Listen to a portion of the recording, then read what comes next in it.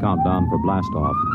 X minus 5, 4, 3, 2, X minus 1, fire.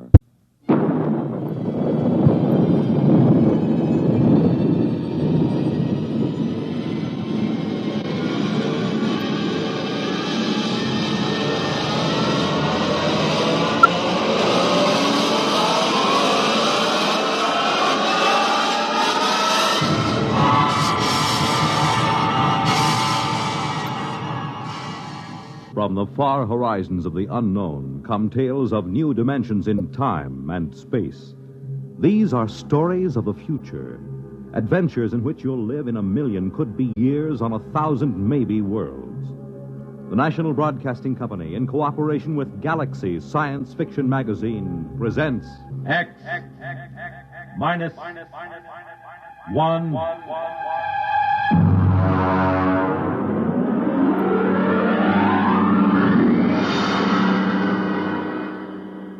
Tonight, At the Post by H.L. Gold.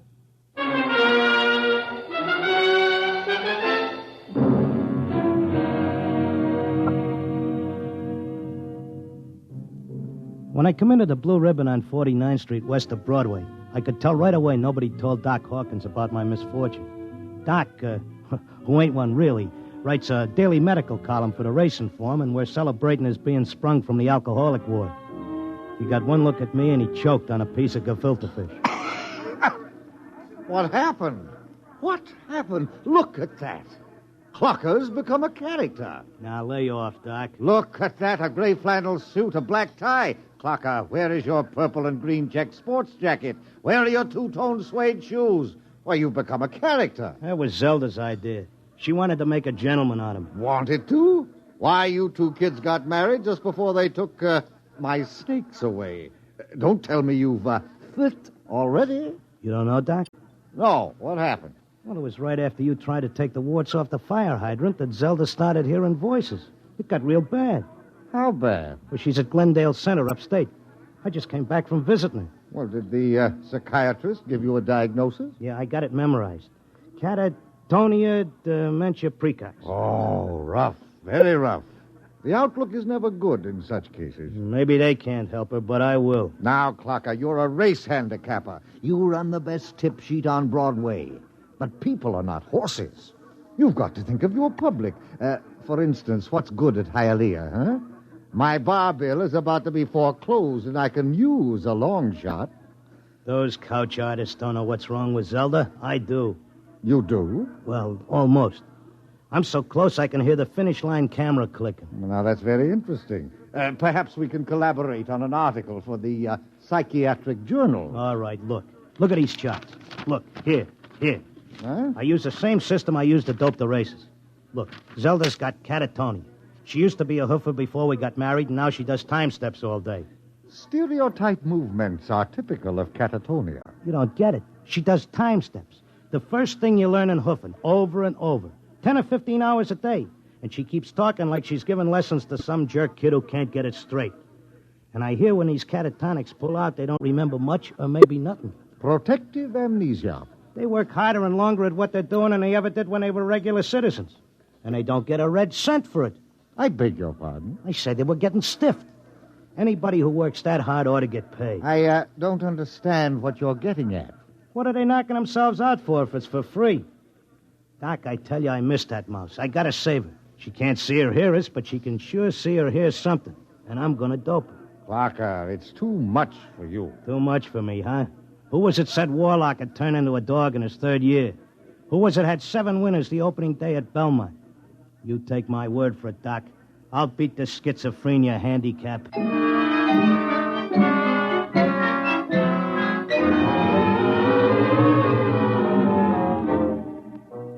I hadn't been paying much attention to my tip sheet while I was doping a catatonia dodge. I tell you, I missed Zelda. I missed the bobby pins on the floor and the nylon stuck on a shower rack, the toothpaste tube squeezed from the top. I had to get her back somehow. Next day, I took a cab and went out to that place. I sat in the room and watched her dance. Oh, it was something. Because Zelda was worth watching, even with her eyes blank and her feet shuffling through that simple time step. Mr. Locke, visiting time is almost up. All right.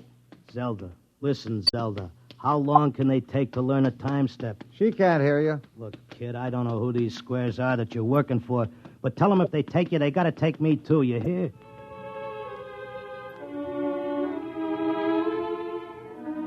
I had an idea now. I had it doped that Zelda was showing them how to dance, whoever they are. And the only way I could spring her was to find out who was controlling her and what they were after. The first step was to get them interested in me, and what I know about racing, doping horses. So I stood there next to Zelda, and I started to talk. Now, the first thing you got to figure is bloodlines. You take a horse, you got to know back maybe 4 or 5 generations on both sides. Then you got to know where the coat was full, what time of year, because all horses are 1 year old on the 1st of January. Then there's confirmation, training. You take a horse with good bloodlines, break him in a spring on a hard training surface track, and the first thing you know, you got a horse with a shin splint. Or they may cover it up, but if you know it's there. Mr. Locke, I once knew a horse ran in Hialeah who was scared of flamingos. What are you doing? Had a fine record at Gulfstream and Bowie. But when he got down to Hialeah and got one look at the flamingos, he wouldn't run for beans. Mr. Locke, are you all right? Shut up, I'm Mr. busy. Locke. You bet on a horse that's scared of flamingos at Hialeah, and you're going to come in with your tail between your legs.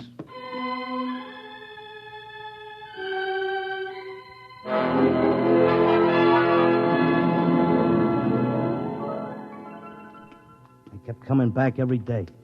I'd just sit there next to Zelda while she did a time step, and I'd talk about horses over and over. And then finally, I started to hear voices. Clocker! Clocker! This way, Clocker, come this way. This way, Clocker. Come on now, come with me. Like it was a fog, I could see the attendant in his white coat, asking me questions, and I couldn't hear him. I knew I just kept on talking about the horses. And then suddenly I wasn't there. I was somewhere else. I was in a big square, and the buildings looked like the new Roosevelt Raceway, all modern. Or maybe like the World's Fair. There were trees and statues, and there were hundreds of people standing around, and they all looked scared. There was a little man with bifocals and a vest with pins and needles in it standing next to me. He looked scared. But I knew it had worked. I was on my way to Zelda. How did I get here? Excuse me, mister. How did I get here? I don't know. I can't take time for pleasure trips. I've got a customer coming in tomorrow for a fitting. She'll positively murder me if her dress isn't ready. She can't murder you. Not anymore. You mean we're dead? Don't ask me, but I don't think you're dead. That much I can tell you. Some of the people in the crowd were complaining they had families to take care of, while others were worried about leaving their businesses. And they all grew quiet when a man climbed up on a big platform in front.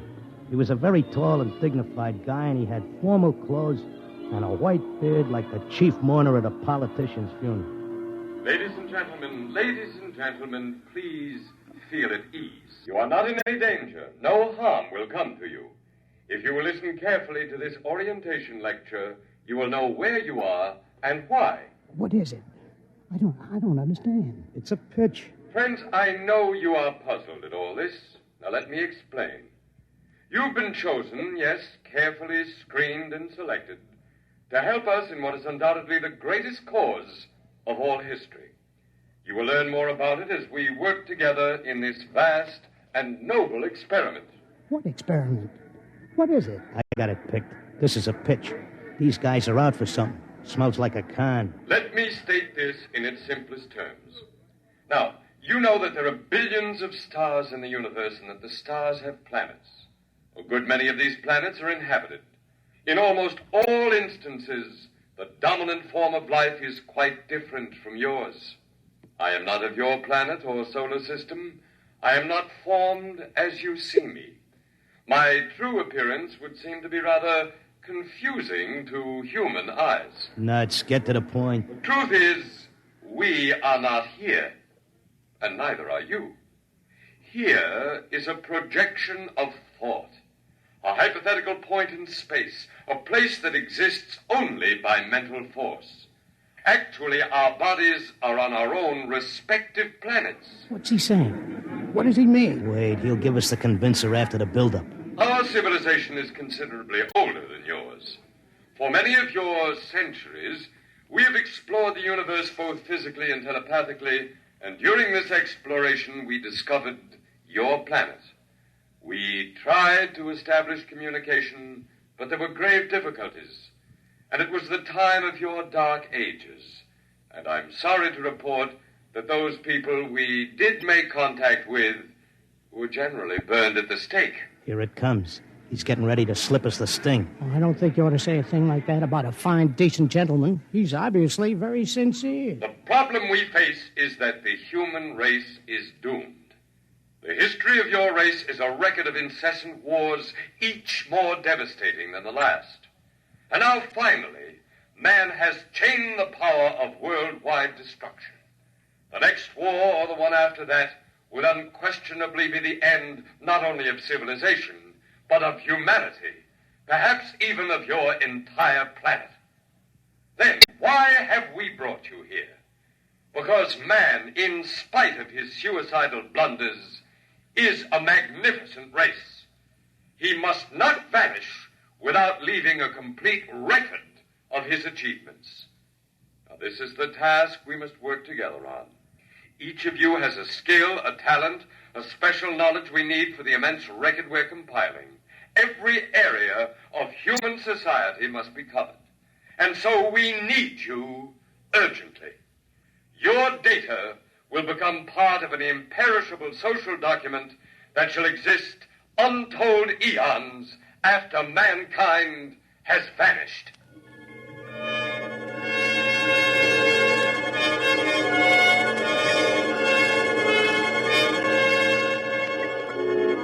Oh, he had a slick con. He had that crowd in the palm of his hand like a small-time grifter selling pearl necklaces on 6th Avenue. They all cheered. They were all flattered to think that they were joining in this vast project to make a record of the human race. After a while, they broke us up into divisions, and I got herded into a building marked Sports and Rackets. They took my name and my occupation like I was applying for unemployment insurance. Now, here's our problem, Mr. Locke. We're making two kinds of perpetual records. One is written, more precisely microscribed. The other is a wonderfully exact duplicate of your cerebral pattern, in more durable material than brain matter, of course. Of course. The substance we use in place of brain cells absorbs memory quite slowly. But you'll be happy to know that the impression once made can never be lost or erased. Delighted, tickled to pieces. I knew you would be. Well, let's proceed, shall we? First, a basic description of horse racing. I started telling them about horse racing, but they held me down to one sentence.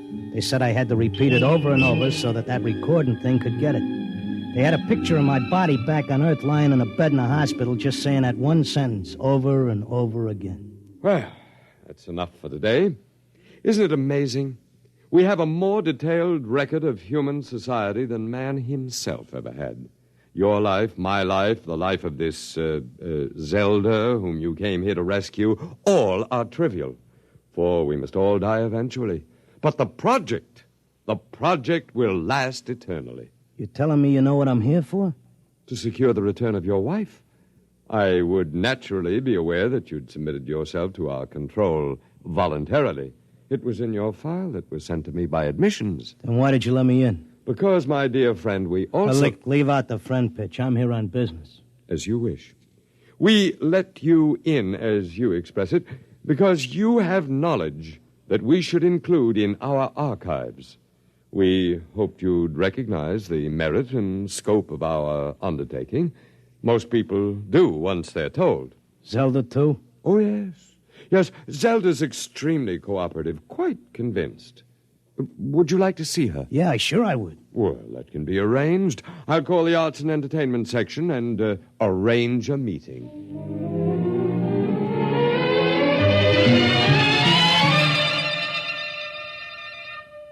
Zelda, baby. Clocker. Let's get out of here.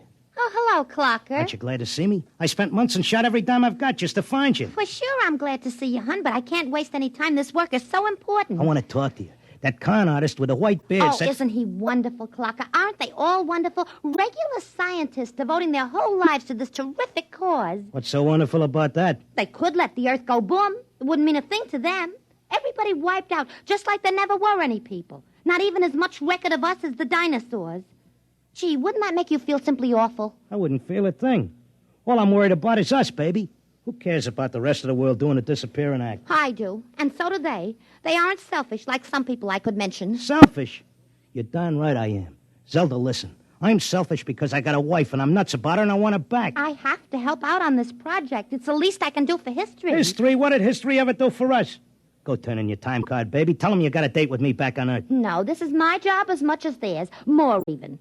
They don't keep anybody here against their will. I'm staying because I want to, Clocker. But, honey... Excuse me, I've got to get back. I'm teaching them the soft shoe now.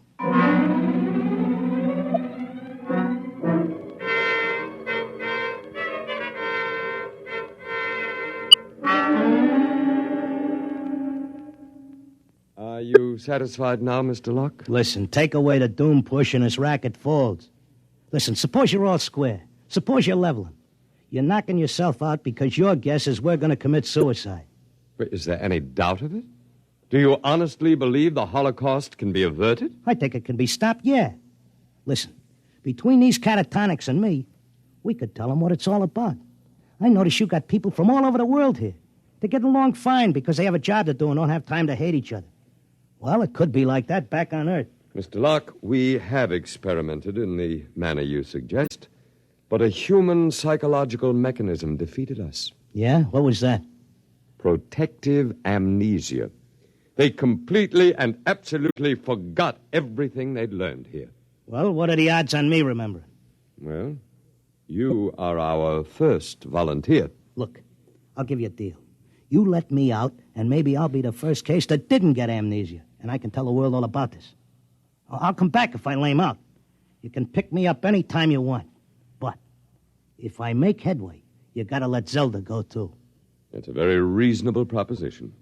We'll lift our control, Mr. Locke, for a suitable time. If you can arouse a measurable opposition to racial suicide, measurable, mind you, then we agree to release your wife and revise our policy completely.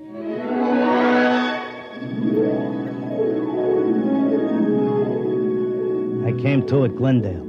It took me about 2 weeks to convince them that I was all right again. But I had to convince the world that they were throwing a race and that they needed a saliva test. So I started to write it all out in my tip sheet, in and around the horses. Around that time, I ran into Doc. Clocker, my boy, you've no idea how anxious we were about you. But you're looking fit, I'm glad to say. Thanks. I wish I could say the same about you and the rest of the world. No need to worry about us. We'll muddle along somehow. You think so, huh? I'm glad to see you've got your tip sheet going again. As long as the bobtails run, who cares what happens to anything else?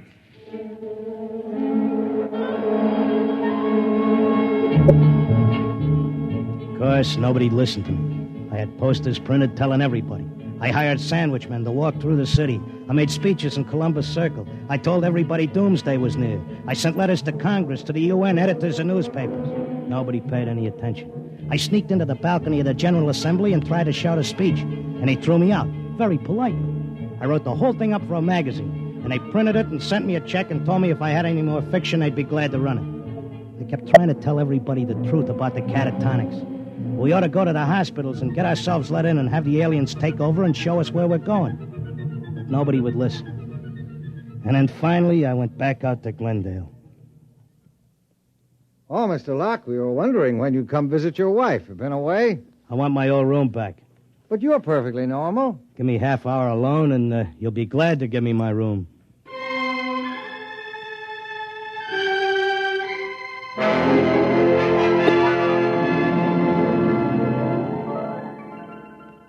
Well, here I am back again. Oh, Mr. Locke. Okay, I'll give you all the rest of the dope on racing. You won't have any trouble with me. Then you're convinced you failed. I'm no dummy. I know when I'm licked. So do we, Mr. Locke. Naturally, you have no way of detecting the effect you've had. We do. The result is that because of your experiment, we're gladly revising our policy. Huh? Is this a rib? Nobody listened to me. Oh, but they did. Visits to catatonics have increased considerably. When the visitors are alone with our human associates, they tentatively follow the directions you gave them in your article. Not all do, to be sure, only those who feel as strongly about being with their loved ones as you do about your wife. We've accepted 4 voluntary applicants. You mean I made it? That's right. Before long, we shall have to increase our staff as the numbers of voluntary applicants increases geometrically, and then we'll be able to release the first group to go back and carry the message. Whenever you care to, Mr. Locke, you and your wife are free to leave. Okay, but I'll tell you what. I owe you plenty. I'll help make that record before I go. I'll teach you how to dope the horses. Is that what you want? Why, yes. All right, then, let's go. The quicker we get started, the quicker we can get back.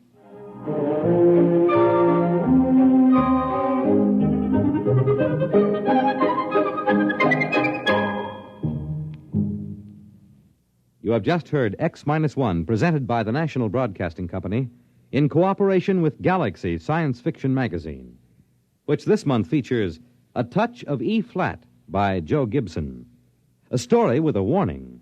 Never let anyone point any weapon at you, even something as harmless-looking as a water pistol. It may be a cooling gun. Galaxy Magazine on your newsstand today.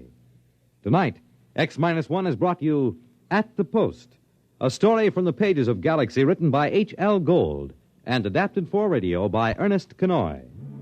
Featured in our cast were Frank Maxwell as the clocker, and Thomas as his time-steppin' wife, Zelda, Arnold Moss as the otherworldly one, John Griggs as the doc who wasn't one, really, and Sam Raskyn as the confused little tailor with his mouth full of pins. Your announcer, Fred Collins. X-1 was directed by Kenneth MacGregor and is an NBC Radio Network production.